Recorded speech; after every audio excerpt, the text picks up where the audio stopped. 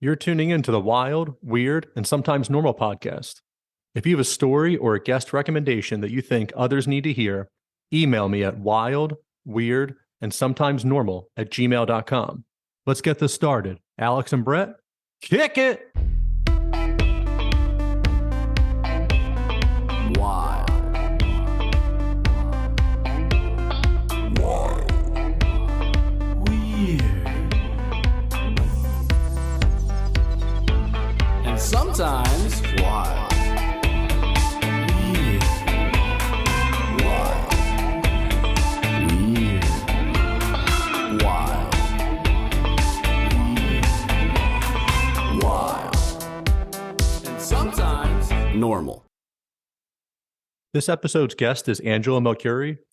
She's going to give you her story on cancer, on comedy, on her views on spirituality and the afterlife. It's an in-depth conversation. I think it's really important for everybody to listen to understand. Angela has a great approach on her health. It was a real pleasure to have her come on, and I appreciate it. Check the show notes. There's a link to her Instagram and her Facebook, which are great follows. There's also a link to her GoFundMe. Check it out. And if you choose to donate, make sure that you mention Wild and Weird so she knows where it's coming from. Enjoy the show. Are you looking for CBD for your pet? My friends at Pure Pet Wellness have what you need. They use the highest quality ingredients. While other companies may use synthetic oils in their CBD, Pure Pet Wellness uses organic ingredients, organically grown hemp, organic coconut oil, organic shea butter, organic beeswax, and that's just to name a few. A family-owned and operated company that also offers fast shipping. Go to purepetwellness.com for all your pet's CBD needs and use the discount code WILD and WEIRD at checkout. That's WILD, A-N-D, WEIRD. Treat your animal right. Go to purepetwellness.com.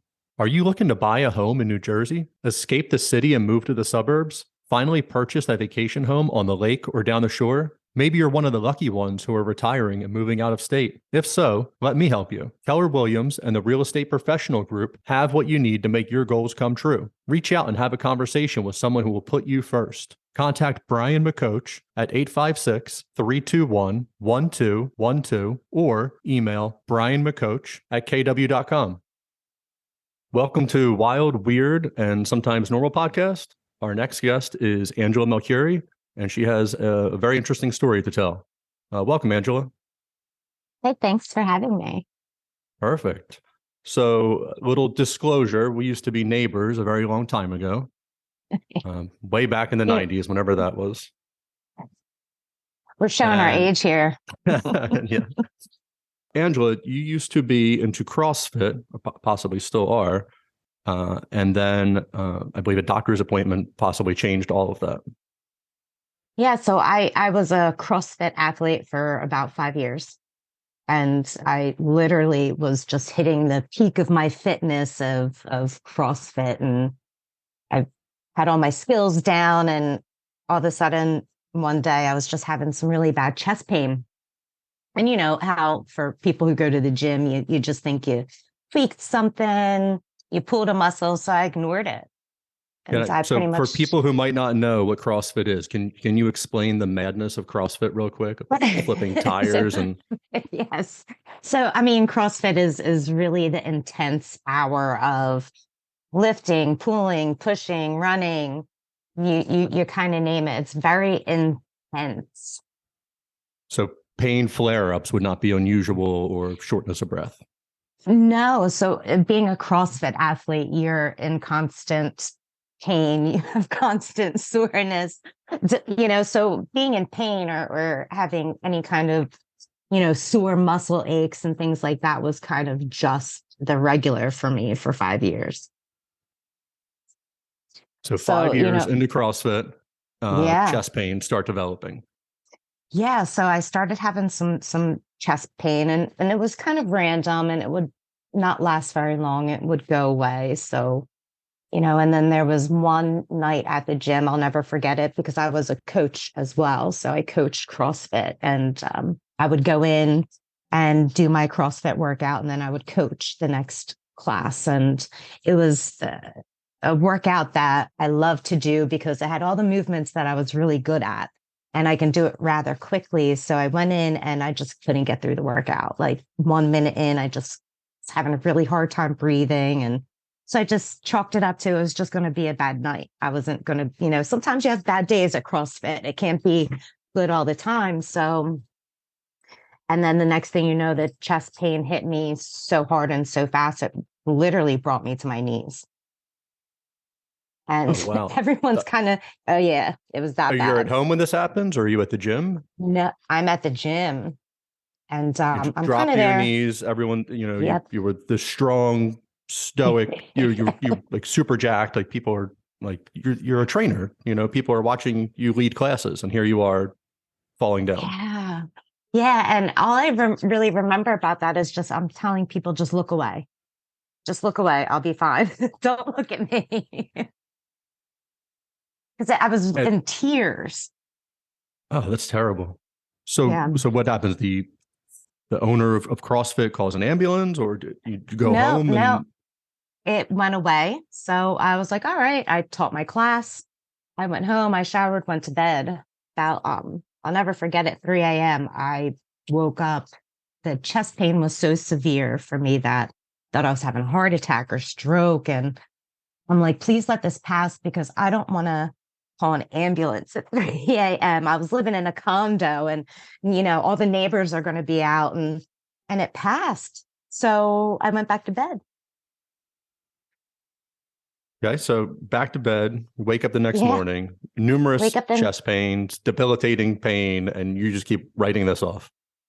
Well, pretty much. And this is such our generation of just like, our parents are like, oh, rub some Mercurochrome on it, rub dirt on it, you're fine. And you can't breathe. You're like, it'll go away. I don't want the neighbors to see me, my pajamas. Yeah, I mean, pretty much. And I had work the next morning, and I'm very particular about my job. And I come from a very long line of Italians where it's kind of like, forget about it, This isn't going to bring you down. You're fine. You're like, it's okay. It's okay. Yeah. So, and then of course my mom is a nurse. And, I was kind of telling her what was going on. And she said, maybe you should just, go to urgent care, get yourself checked out and be done with it. And now this was the time where my job, I was in the mental health and medical field. It was mandatory to get the vaccination for COVID. So I had just became fully vaccinated, as they considered it, 2 weeks after my second shot. And, people were worried about blood clots then.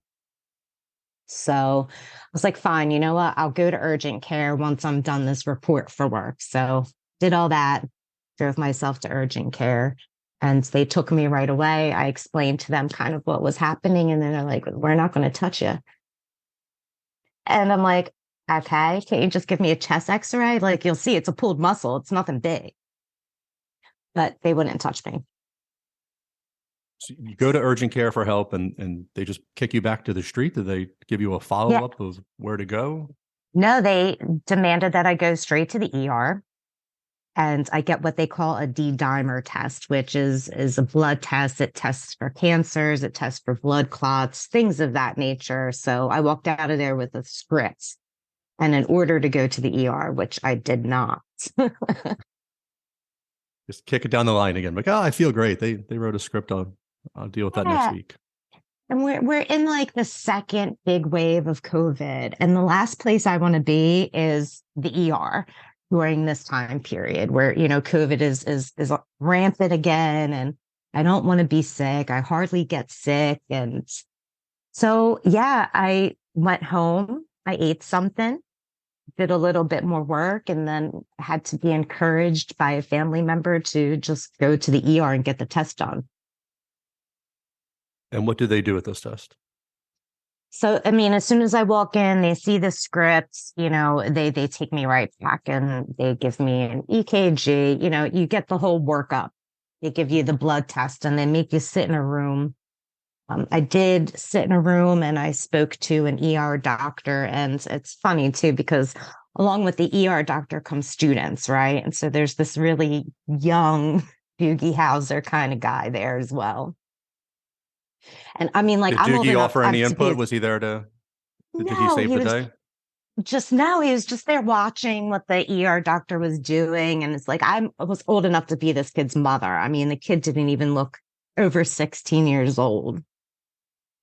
So, then once they do all the blood tests, they make you sit in a room. They did send me down for a chest x-ray, and you just kind of sit there waiting for your test results.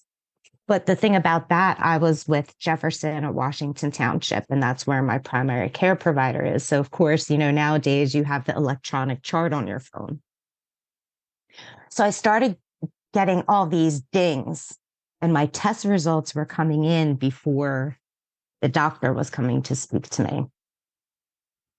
You're not one of those patients who goes ahead and reads your chart beforehand and tries to WebMD. Well, no. So my mom's a nurse. So, of course, the test results are coming in and I'm shooting her the results. And I can tell it's not looking good, but I couldn't tell exactly what was going on. So things, the test results didn't look good. I could see something in the chest x-ray.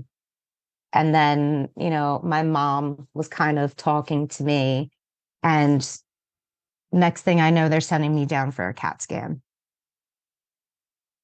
Oh, man. So this is all happening in the same day? Yeah, this is all happening in the same day. And I'm like, oh, in the back of my mind, I'm thinking, just, let me know. Maybe it's pneumonia. Maybe it is a blood clot. I just want to get out of the hospital. I didn't bring a book. I don't have anything to do. So I kind of want to get out of the hospital than sitting there all day. It's not like my favorite thing to do. Not your vacation choice. No, like there's other things, and then I'm thinking I got to get to the gym later on today. Like I have things to do here. So they take me down, we get a CAT scan, and they sit me back in the same room. And I'm there for about 10 minutes. And, then I have a nurse come and she says, the doctor wants to speak to you. And I'm thinking, great, I'm getting discharged. Finally, I'm getting out of here. So I'm sitting in a private room and, here comes the ER doctor, minus Doogie Howser. He's not there anymore. Doogie had a curfew? He had definitely had a curfew. His mom probably brought his lunch. Who knows, right? Lots of possibilities. They're endless. Right. And mind you, I'm by myself, because again, one, I didn't really tell anyone I was going to the ER because I'm not concerned. And two, it's COVID. So you can't have visitors. You can't have people there with you. So the doctor comes in and he says, I got some good news and I got some bad news. And I'm like, all right, well, hit me with it. And he says, good news is it's not a blood clot. And I'm like, well, that's good news. What's the bad news? And he said, the bad news is you have cancer. And can we curse on here or are you going to bleep me out? No, let's know. Go for it. Do the seven deadly words of George Carlin. My immediate response was, shut the fuck up. Get the fuck out of here. And I don't doubt you said that for 1 second. Yeah, I'm thinking this is like, am I on candid camera? Because like, I'm only 39 years old. I am at the top of my fitness right about now. I've had no symptoms. And, in the ER, they're not going to really tell you have the big C unless they're 100% certain that you have cancer. Are they able to specifically say what type of cancer?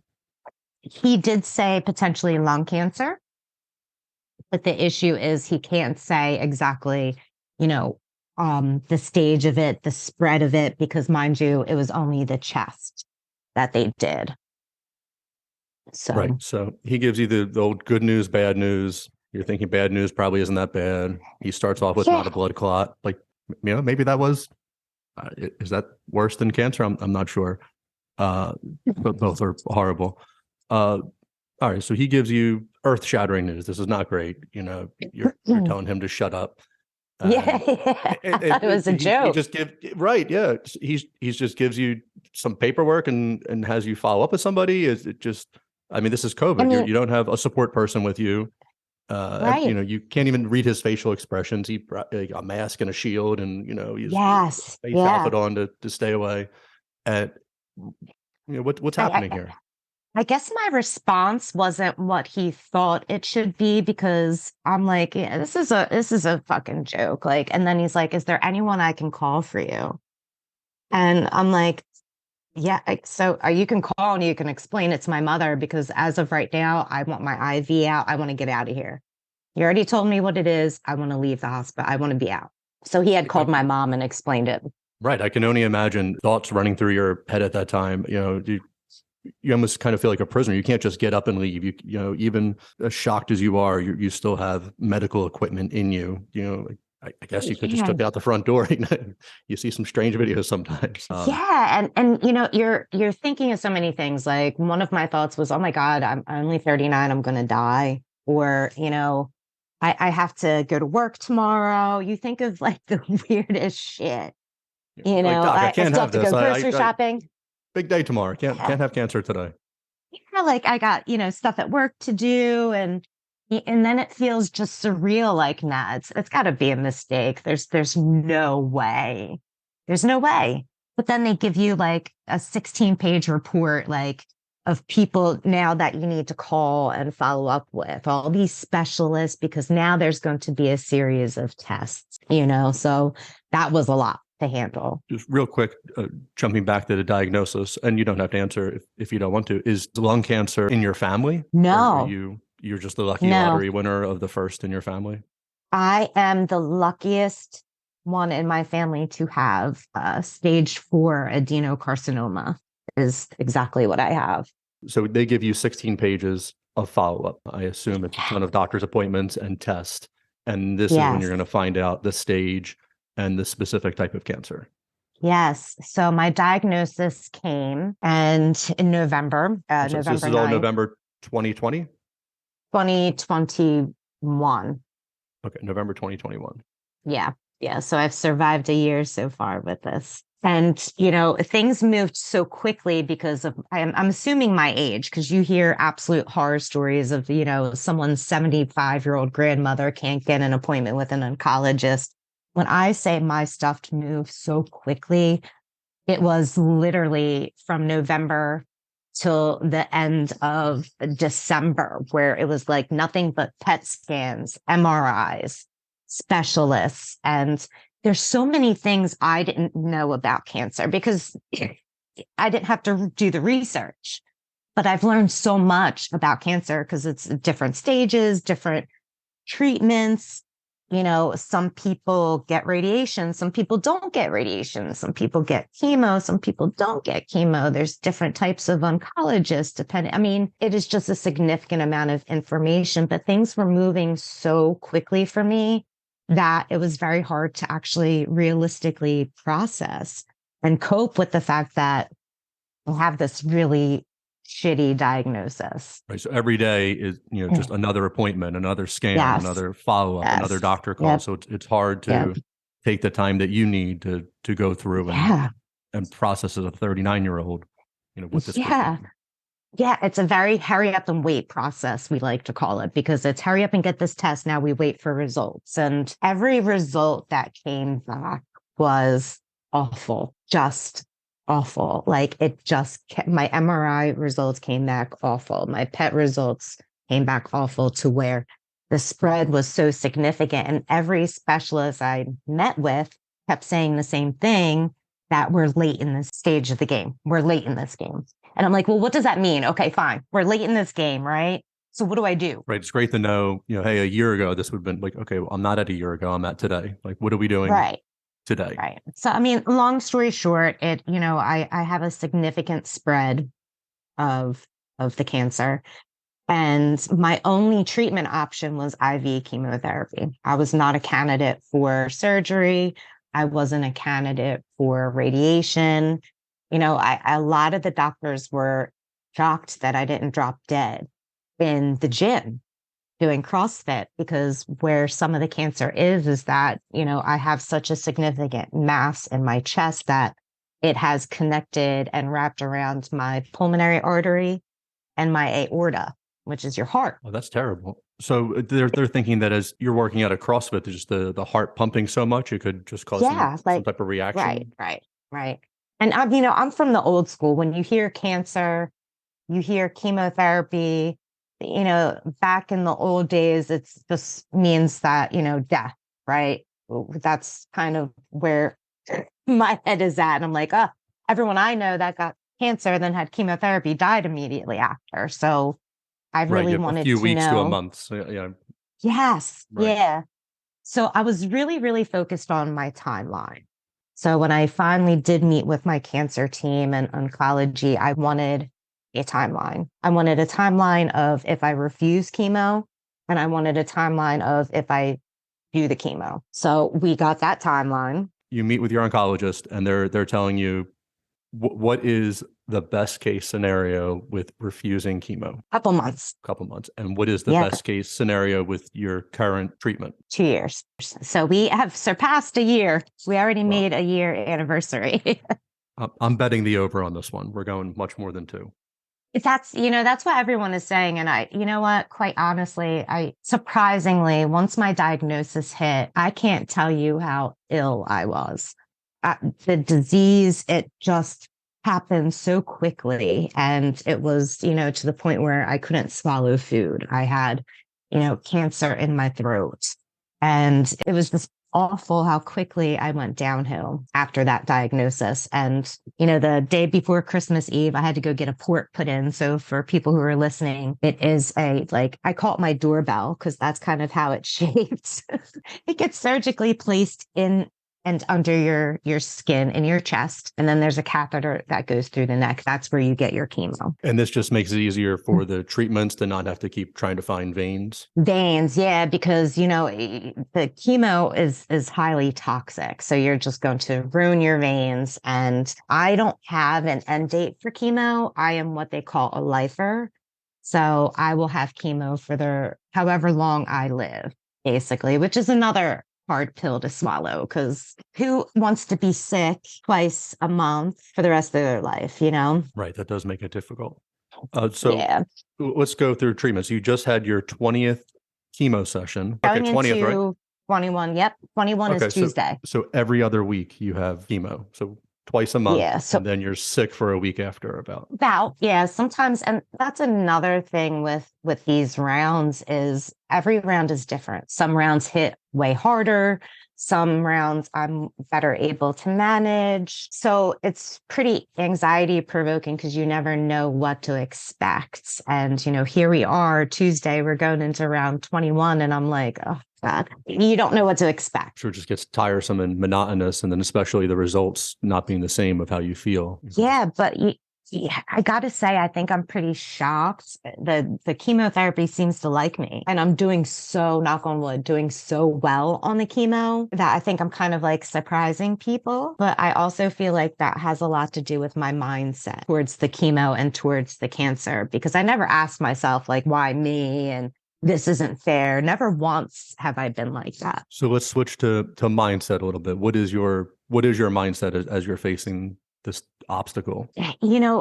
Back in the day, I was kind of more of a pessimist kind of person, but I like to call myself a realist instead of a pessimist. But yeah, and this is my second time with cancer. So second round of cancer. An overachiever. Yeah, you got to love it. So do they think that the first round and this one are connected, or you're just that lucky? So I'm not going to be able to really prove. A lot of people think it is. Some people don't think it is. I'm not going to be able to prove either or, At so this point, is there even a point? It was just more a question. Right. Right. Is there a point, because it's not just in my chest, so that the cancer is in my liver, it's in my rib cage, it's in my spine. It is, from toe to neck, thank God it's not in the brain. So at least we have that going for us. But the mindset has always kind of been, what a gift, like this cancer really has been a gift for me because it really changes your life for the better. Can you elaborate on that a little bit? So, yeah. So,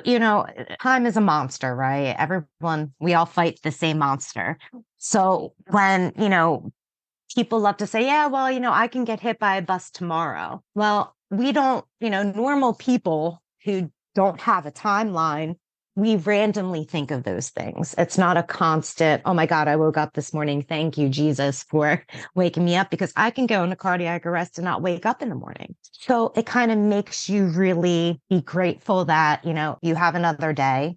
You look at things so differently, as to the point where, is that really a big thing to be pissed off about? What really matters? What doesn't matter? Kind of stuff like that. I time myself when I have my moments. I physically time myself, because I can't, if you sit too long in that moment, you're never going to get back out. So that's kind of what I do. No, I think that's a great approach. So you were talking about your mindset for attacking the cancer, for attacking the treatments. Are you taking this like kind of like the CrossFit mentality of, an hour of intense workout, you're now extrapolating to 2+ years? Or, if you want to talk on that. Yeah, I mean, I have kind of gone more of the comedy humor route than the CrossFit route. So for people that don't know, this is kind of, you made 6ABC. Yeah. Jim Gardner was not the voice of it. I think if he did, that's our Ron Burgundy. You would be, the highlight of every kid who grew up in the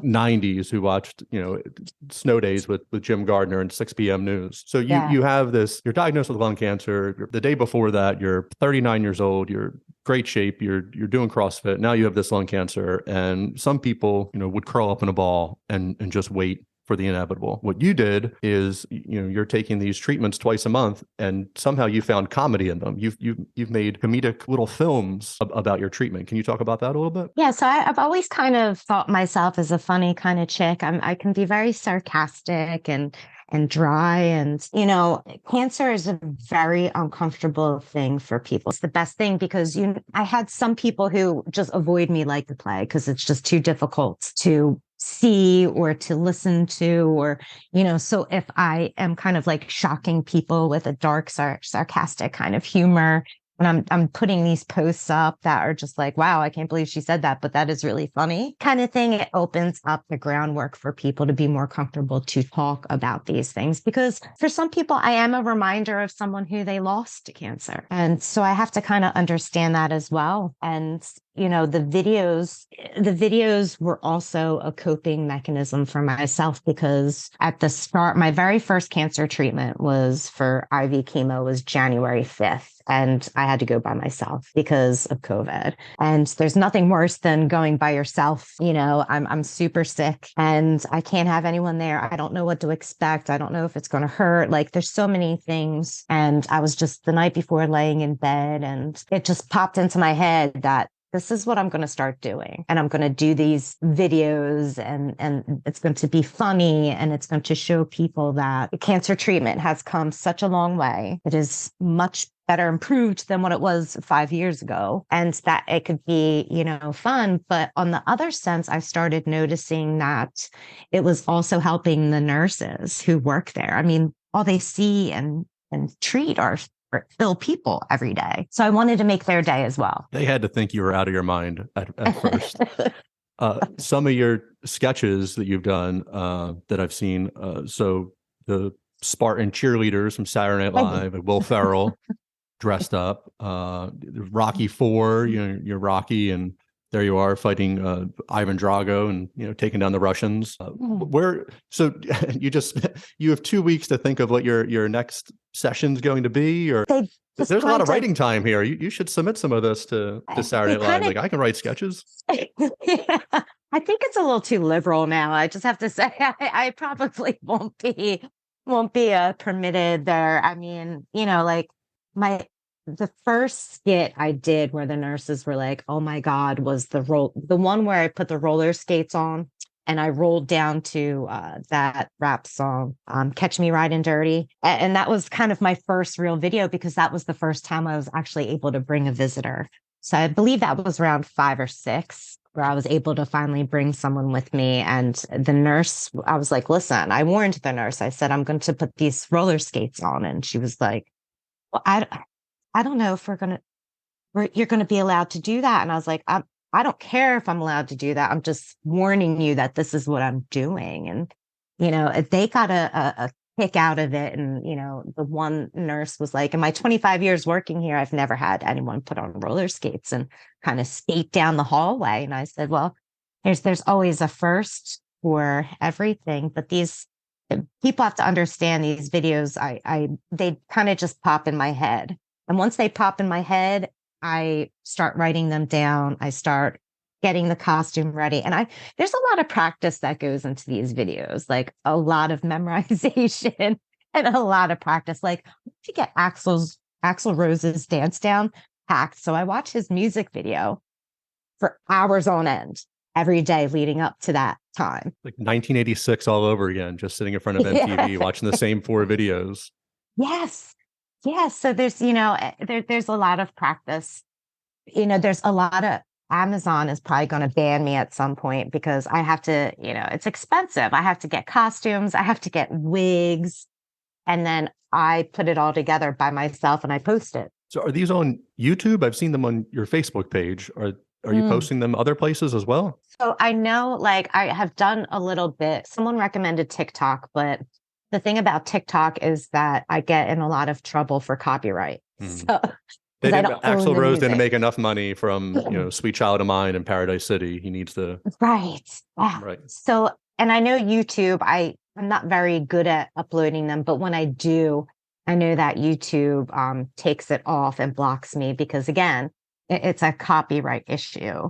So I know when I did Staying Alive from the Bee Gees, Facebook immediately kind of blocked me and was like, this is your warning. You don't own this music. And I'm like, oh my God, I'm going to get sued here just because I'm trying to bring some fun to cancer treatment, right? That's crazy. It's like, oh, I'm sorry. I was confused. I thought I did own the Bee Gees rights. Like, obviously I don't. Right. I'm trying to make a good video, and inspire other people and keep myself from going insane. Right, exactly. So, and the videos, the treatment itself, we're a year into it, and I would be lying if I said I wasn't getting super tired. So I'm getting to that point where I'm just like tired, but I want to live.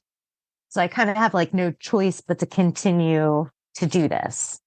I think it's obviously, it's great if it's giving you, inspiration or, I'm sure it takes up a lot of your time in a positive way instead of just sitting around and waiting in between doctor's appointments and follow-ups and things like that to try to find what the next thing is going to be. It's a shame you can't put it anywhere except for, I guess privately through your Facebook.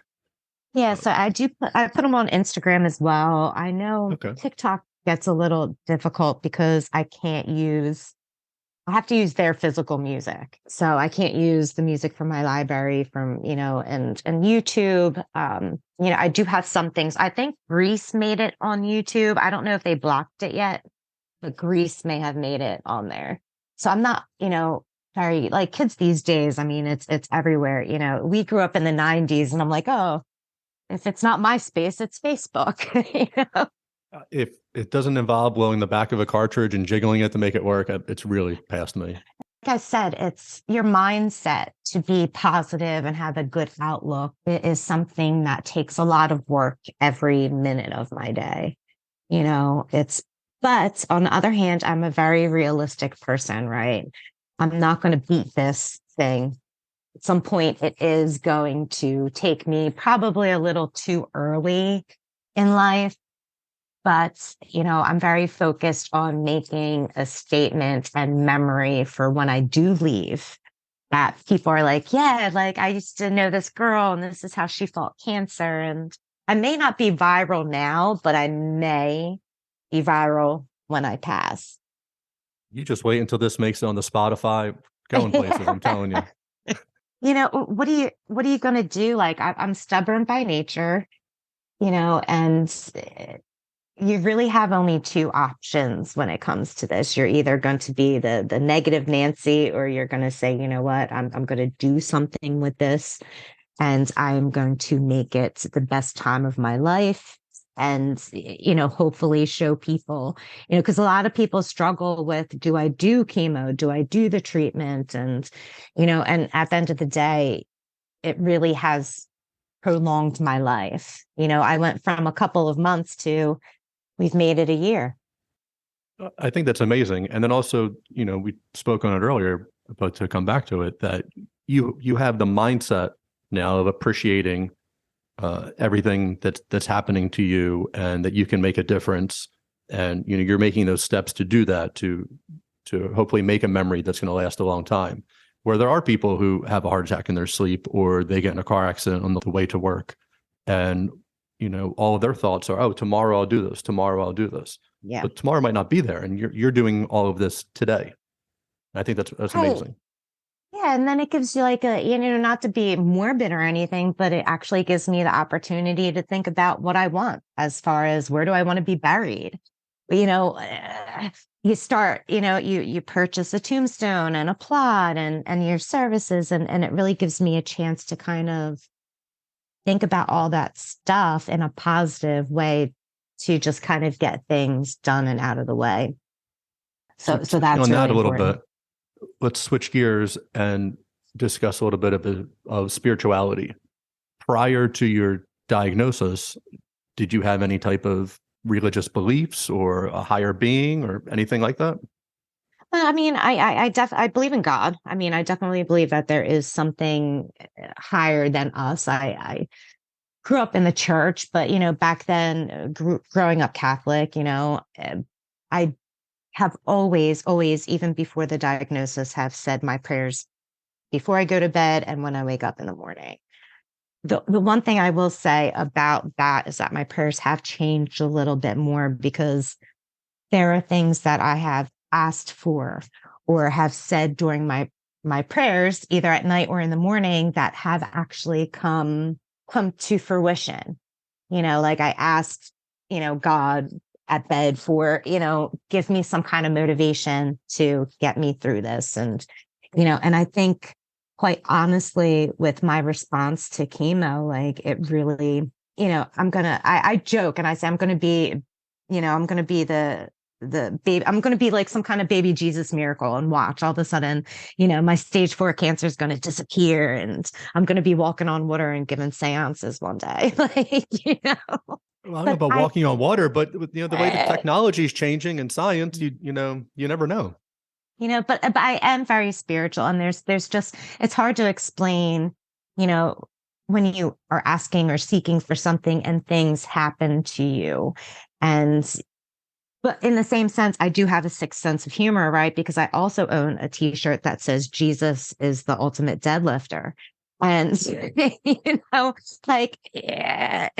So I kind of go both ways when it comes to that kind of thing. I definitely think you can have a sense of spirituality and a higher being, and then also enjoy humor. I mean, if there is a God, he created a sense of humor as well. So he would appreciate the joke. And he did raise people from the dead. So I mean, there you come go. on, it's realistic, right? Like, he's the ultimate deadlifter. So, my humor goes both ways. Some people really find it, like in the beginning of my diagnosis, a lot of people were like horrified with some of the things I would say. And some of the people who know me real well, like, find it hilarious and joke. So laughter to me is the best medicine. I have gone to some cancer support groups. I actually stopped going because it doesn't really seem to be the thing for me, because the majority of cancer groups I've gone to, there's a lot of, everyone is kind of in their own part of their cancer journey, right? So there's a lot of people, they have different stages, different diagnoses, different things of that nature. And there seems to be a lot of negativity, right? And woe is me kind of thing. And I'm the complete opposite kind of person. So it was kind of having the opposite effect on me, because here I am, I'm 40.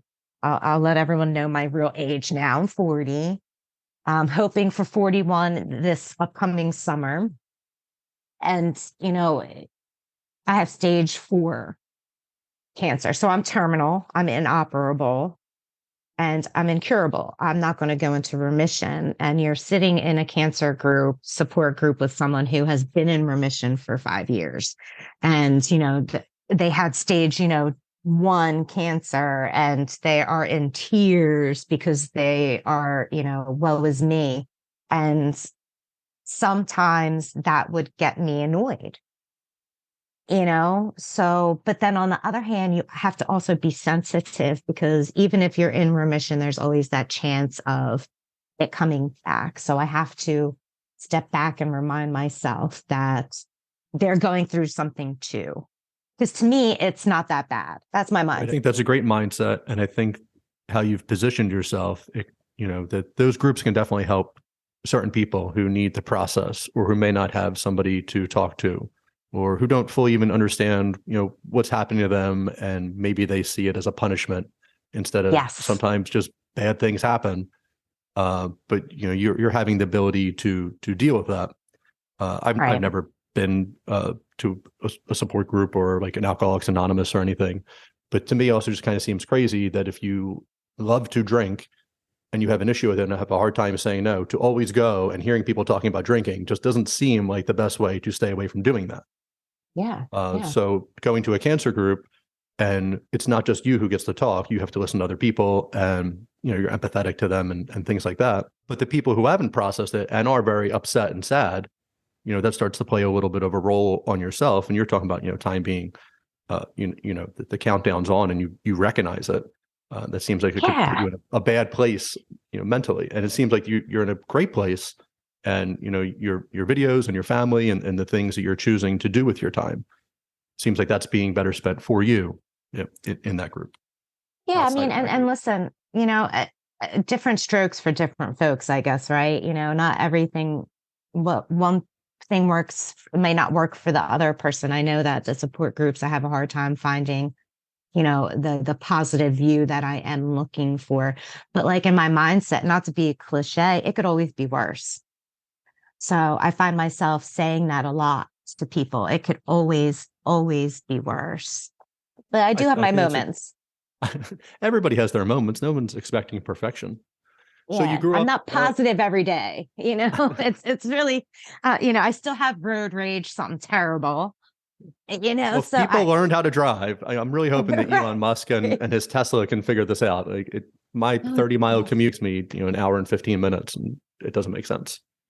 It's really awful. And we just had, my husband and I in December, right before Christmas, had a horrific car accident, like head-on collision. And I joke with him now. I'm like, well, I am now a cat with 6 lives. So I have. You're counting down. As long as you stay above 1, that's good. Right. I'm like that movie, Puss in Boots, but I mean, like I said, I definitely have my days, but it's every minute of the day you got to kind of work on being positive. And, I do have my moments. And when I do, because everyone on social media, you only see the funny, the humor, the looking forward to these videos. You're not supposed to see the bad part of it. To me, that's private for me. Right. That's your choice for your journey. And I think, looking at the videos, I think they're just amazing. And knowing family members who've gone through cancer, and then seeing how you're handling it or posting it, it's just inspirational. I think you're going to help a lot of people. Thank you. That's not really, and it's not what I'm kind of setting out to do either. I think it's a byproduct of what you're doing. Yeah. And, and it's a lot of fun, and I know the nurses look forward to it. And I really kind of feel like after a year, I am in search of more ways, bigger platforms to inspire, motivate. Like when my diagnosis first came, I was pretty much focused on, okay, so now's the time to make amends with people. I don't want to ruffle people's feathers. I don't want to leave this earth on bad terms with anyone.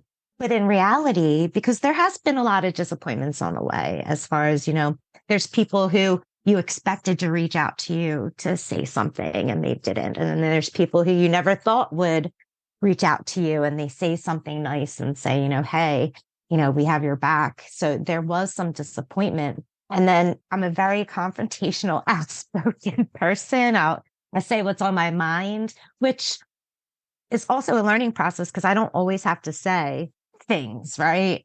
Sometimes it's better left unsaid. But I was really focused on that in the beginning of my journey. Now I'm to the point where, you know what? It doesn't matter. When I die, someone's going to be pissed off at something I didn't do or I didn't say, or, so why does that matter? It's really a time to become selfish. And I've always, even in my career, have been selfless.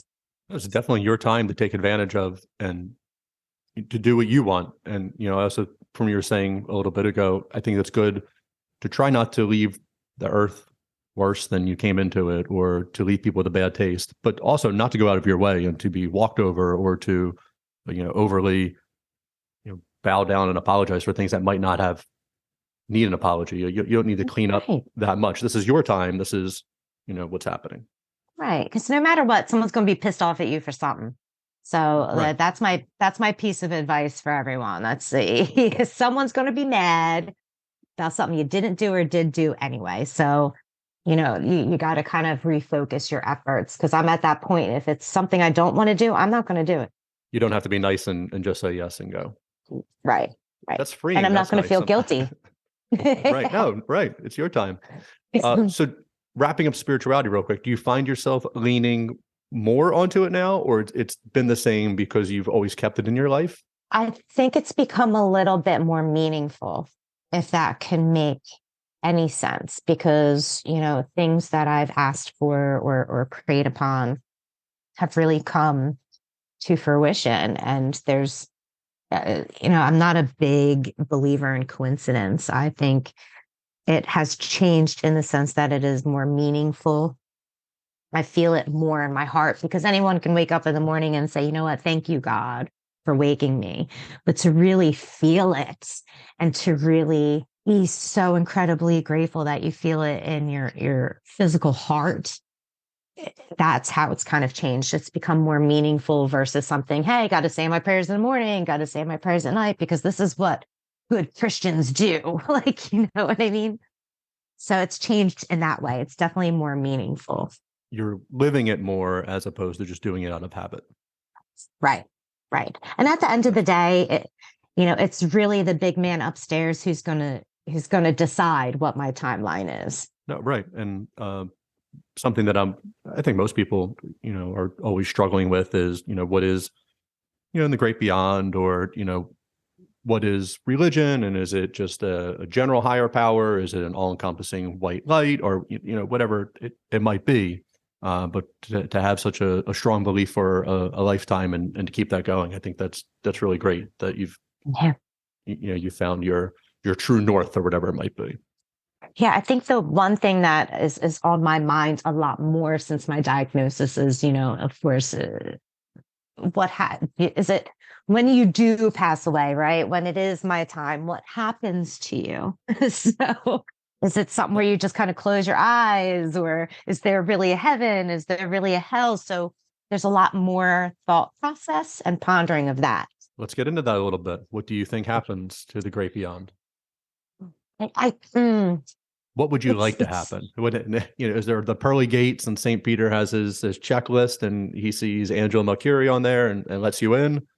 Or do you, I guess that's the ideal version. That's the movie version. That's, yeah, I think, and it's hard because it's one of those things no one knows, right? Because no one's been there and come back to tell the tale. I would hope that there's something nice, but I just kind of think like it's just going to be one day you just close your eyes and that's kind of it. It's really hard to say because it's something that I ponder, because no one really knows. I mean, I think it's something that maybe one day I'm just either going to close my eyes and not open them again, and that's kind of how it goes. Right. Do you have any beliefs in reincarnation or anything? That's a really hard question. I'm not sure. My mom likes to tell a story when I was really, really little. I at one point said something, I used to do these modeling things for my aunt, and I was super, super, I wasn't even in school yet when we used to do these modeling things and for a clothing store for my aunt, and they put me in this dress, and my mom tells the story that I twirled around and I was like, oh, I used to own one of these dresses in my past life. And I absolutely horrified every person in that store by saying that. So I don't remember that or saying any of that, but reincarnation, I do joke around that if I am reincarnated, that I come back as something really, really cool. Like I don't want to be a bird or anything, or if I come back as a dog, I hope I have a nice family and a nice house, and I'm not like an abandoned dog who has to go into the garbage can for food. You know what I mean? Lady and the Tramp and sharing the pasta. You don't want that Right. life. You want the 101 Dalmatians where they were loved by the family. Right. Yeah. I think it's, I try not to think as much as I try to live every day just in that moment, right? In that moment. And I can't really dwell too much on what happened the day before, and I can't dwell on too much of what may happen tomorrow. So when you have this kind of diagnoses and you're terminal, it's really important just to take every hour in stride and stay physically in the present. Hard, possible. No, I think that's important. Yeah, and I don't know about reincarnation. Sometimes you'll read different stories or even here, as you just said, about being a child, there was a news story last month about a boy who had all these memories of being this actor in early Hollywood, and that actor's sister was still alive, and some of the things that this boy was saying were true of this guy growing up. So that sister was of belief that he was reincarnated, and it wasn't like a Cary Grant where people would know. A biography was not written about this Hollywood person. So very strange stuff out there. You don't know. I mean, I definitely believe in angels, right? And I believe that, that there's spirits and that there's signs. We just have to be acutely aware of those signs and what they mean and what they're showing us. And if you're not in that moment, you're missing all of these signs and you're not aware to it. Reincarnation is hard, but I do believe in some kind of, protection and spirituality. And, like that car accident, I'll go back to that. That's something none of us should have really made it out. And we really made it out kind of unscathed. And you can only think that there was something, it's not your time and that you have something. I've always said that I've always felt like I am here because there's something else that I have to do. There's something else that is planned for me to do here before I go. I saw pictures of the car you posted after the accident, and it does not seem that anybody should have walked away from that unhurt, not in the hospital for a long time. Yeah, and the pictures don't do it justice. And it was just the oddest situation. And I'm not sure what the other girl was doing, but 3 cars were involved. And, she basically fell out of the sky. So she traveled across 2 separate lanes over a median into opposite oncoming traffic, which is where my husband and I were traveling, and another car next to us on the pike was traveling. So to look at the police report, the police sketch, it was just bizarre. And, all of us were on the pike. I'd be lying if I said we were doing the speed limit. No one's doing the speed limit, You can't get anywhere if you are. You have to go a little faster. Right. And it was literally 3 or 4 days after I just had chemo. And it was the first time I was able to get out of bed. And we were on our way to get Chinese food because I was able to eat. And now we can't go back to the same place where we ordered Chinese food because we never picked our food up. We never made it. I think you're deadbeats now for not, calling it in and not picking it up. No, I I have a know. good excuse. Right? Exactly. So it definitely sounds like you had somebody looking out for you for, a higher power, a protection of some sort. That car accidents are crazy, and then how people walk out or, Yeah. I mean, that is it's a golden ticket. Things are happening to us where it's saying, wake up, smell the roses.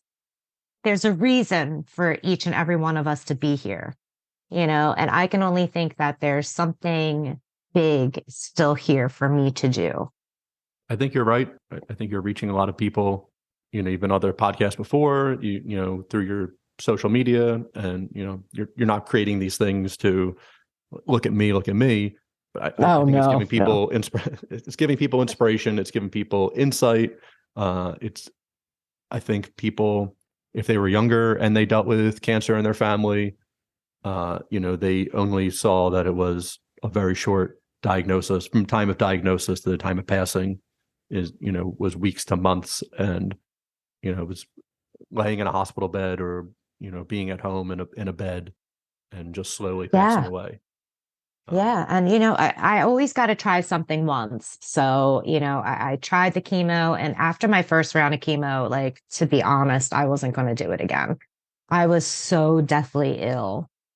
I mean, and I said to my oncology team, I said, if this is the way chemotherapy is going to be, I don't want to do it no more. Like, I'm not going to be able to do it anymore. But like, unfortunately, it was bad because my cancer is so aggressive that they had to hit me pretty aggressively with the first round of chemo. And they also didn't know, because right after that first round of chemo, they sent me down for a chest x-ray. I had fluid in my lungs. So that following week, I had to go back into the hospital to get my lung drained. And for people who have never had that happen, right, you don't ever have to have that happen to you. If I have to get my lung drained again at any point in my life, I will refuse it. They're putting a tube down your throat, or they're puncturing? No. So yeah, and here we are, COVID, right? So I'm sick as shit from chemo. I have to walk into the hospital by myself, and I'm thinking they're going to give me some kind of med, right? You're going to give me something. You're going to put me to sleep. No. Next thing I know, the doctor's like, all right, swing your legs on the other side of the bed and grab this TV tray. And I'm like, all right. I'm like, this is new. Like, so, and next thing I know, they're just jabbing a couple of needles in my back lung, and the pain was awful. And then they put a drain in you and they drain your lung, and it is a long process. And I sat like that for hours because you can't drain a lung quickly because you're going to collapse the lung if you do it. So I sat there for hours, and there was just beakers of fluid just kept coming and coming, and they're passing it to someone and they're sending it to the lab to test for, to test the fluid to see if it's cancerous fluid. And at the end of the day, they took 2 gallons of fluid off of that one lung, which is 2 gallons like of milk on one lung. That's crazy. How much fluid can a lung hold? Do you know? I don't even know. That's crazy. I'm surprised I didn't, because if it gets too full, you can drown on your own fluid. And they didn't even take all of the fluid that was surrounding that lung. They only just took as much as they could. And, they sent it off for testing. Of course, it came back cancerous. So it was cancerous fluid built around my lung. But the one thing I will say that was a positive thing, if there could be a positive thing about that, is I call her Large Marge. So that is my original mask that they found, from Pee Wee's Playhouse. Tell them Large Marge sent you. Yeah. So she is that big that the doctor came in and said, good thing for your lung mass, because that's I had a collapsed lung, and the mass was so big that it kept my lung intact. So from all the fluid. So knock on wood, we don't have to do that again, because it's something I don't want to ever have to do unless you're going to put me the hell to sleep, because it was awful. Has Large Marge shrunk at all through chemo, or yes, did this just stop? Okay, great. Yeah. So I Mid-March. So she's still pretty significantly large. So she's pretty much large and in charge. And she has when the news first came out that, the spread was so significant, I kind of was like, all right, well, Large Marge has a bunch of rowdy children and she's just letting them go unsupervised. She has shrunk a little bit in height versus width. So she's still like affecting pulmonary artery, the aorta. Still chunky, just a little shorter. Yeah, so she's a little shorter. And that's the thing too, because they have to make sure that they don't shrink her to where she is cutting off the arteries and the aorta that she's connected to, because that'll be kind of it. And that's one of the other reasons why I am not a candidate for surgery. It is way too risky, and the spread is too significant to where what are you going to kind of take out? Because it's still elsewhere. So one other topic that I want to briefly touch on is the Sterling High School support community. I feel like we're all kind of little. It's like a little brother mentality where you're allowed to pick on the little brother all the time, but as soon as somebody else steps up to that little brother, you're very protective. And if I was a better host, I would have the woman's name who organized a fundraiser. Tara. Tara It was reached Tara. out to everybody who knew you, 4 years up, 4 years down type of thing, and just put together this great little fundraiser. And I thought that was just amazing. But then just to see everybody rally for support, and that's like truly what it's about. I tell you what, like every time I'm trying not to cry because I'm an ugly, ugly crier, but I have never experienced that in my life. And Tara and everyone from Sterling who chipped in and came together, it is something that I never forget. It is something I think about every day. Especially because I listen, not all of us are our best in high school, right? Right. I definitely grew up with a chip on my shoulder when I had a shitty attitude. And, I was very vocal, and some may remember me as a bully. I've had people reach out to me and say, hey, and even though, you threw me up against the locker for no apparent reason while we were in high school, I still am rooting for you. If I was a really It's good host, I would have that person chime in right now as like Amari Povich and be like, coming up next, here we go. I just have rose-colored glasses of high school, and and I never did anything wrong, and I know that is so far from the truth. And I get flashes of stuff. I'm like, oh my god, what an asshole. Yeah, and I did not, there are things I didn't, but that's life, right? And that was another reason why I was like, I need to make sure that I have to, to me, this was a wake up call. It was time to reevaluate. It was time to refocus my efforts on the things that were important and the things that truly matter, because before the diagnosis, it was just, I had my career and I had CrossFit.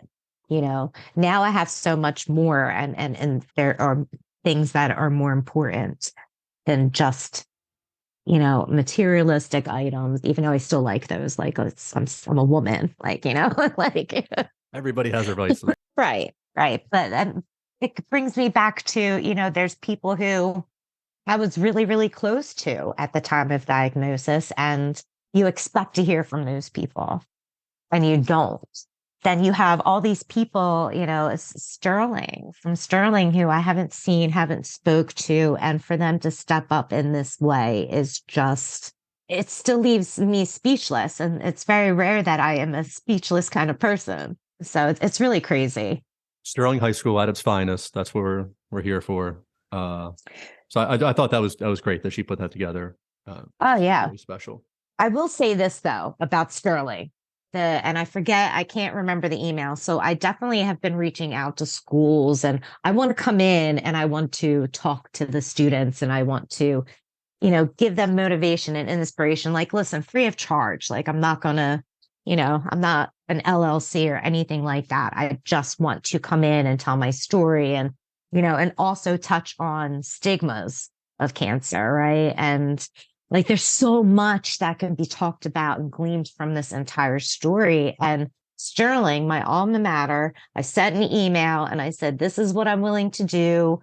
It would be a great opportunity for me if you would have me. And they sent me a rejection letter. Did they miss that you graduated from there? I said, I'm an alumni. And I was like, hey, you know what? Best of luck in your endeavors. So I'll say that about Sterling. Thank you. Oh man, I know some teachers there. I think I know the principal. We have to pull some strings here. This is Sterling High School. You're on notice. This is ridiculous. Because that's like, to me, is I'm I love doing podcasts. I love talking to people. I love giving them the story and the judgments of, because when you look at me, right, and people love to say this to me all the time, you don't look sick. I know. Right. I know that I'm very sick, or it's, you still have all of your hair. Right. And I'm like, okay, thanks. But My hair You is must not very, be very that sick different. then. You must not be, you know. Right. Right. Or it's like, okay, what type of cancer do you have? And my primary, it is adenocarcinoma, but it's also lung cancer. So everyone thinks of smoking, right? So, oh, you must be a smoker. So I don't have this adenocarcinoma because of smoking. I may, let's say if I was a smoker and I was 80 years old, fine, then the lung cancer could probably, but not at age 39. That's like saying, hey, okay, you have rectal cancer. You must have had a lot of backdoor guests in your time, huh? So it's right. So there's so many stigmas about this. I don't know if you're going to be able to put that on air, but Did you put that analogy in your letter to Sterling? Maybe we're finding out why you were rejected. no, I didn't actually.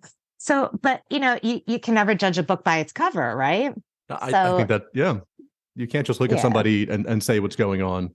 That's why right. you're not supposed to heckle people when they park in the handicap spot. You don't know why they're truly handicapped, even though it does seem like they're walking pretty fine to the mall and I Right. could have had that Right. spot. Right. I mean, realistically, we all judge people, right? I do. We all do.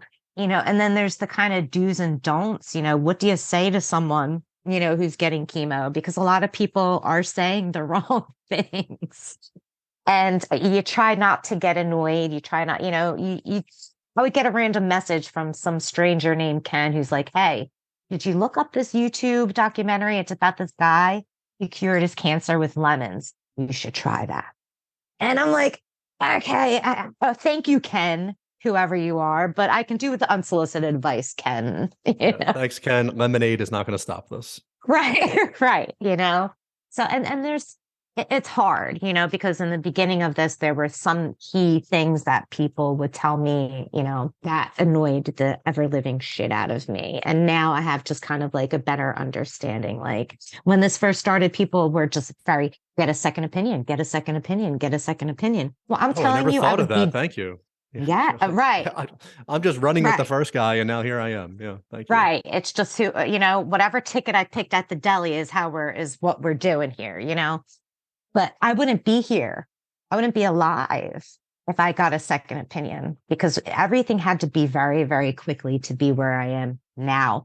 And like, not for anything.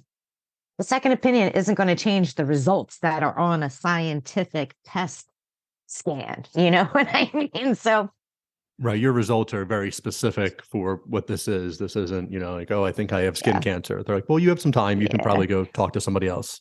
This is like, you should have died when you collapsed at CrossFit and it's amazing your heart's still beating. Let's get you going. Right. Right. Exactly. Exactly. Just proving the doubters wrong every day. And this is what I'm saying. Your 2+ years is, I'm betting the over. Yeah, I think I have a little bit more time, hopefully. But cancer is kind of a strange, chaotic beast. Like, you can be doing really, really well one week and then the following week you're kind of going downhill. So in the back of my mind, I'm always preparing for that as well. Well, I think you're facing this admirably. Thank you. It's been, I guess, eye-opening of just kind of following it. I don't think I've ever known anybody, around my age who's had a cancer like this and just see, there are different ways to face it. And, there is a positive attitude you can take towards it. And I just think that's great. Angela, I don't want to take up any, I said this was going to be an hour and now we're an hour Oh, over. we're past our time. Thank you for being my first guest. Oh. If this ever makes it to air, it will be amazing.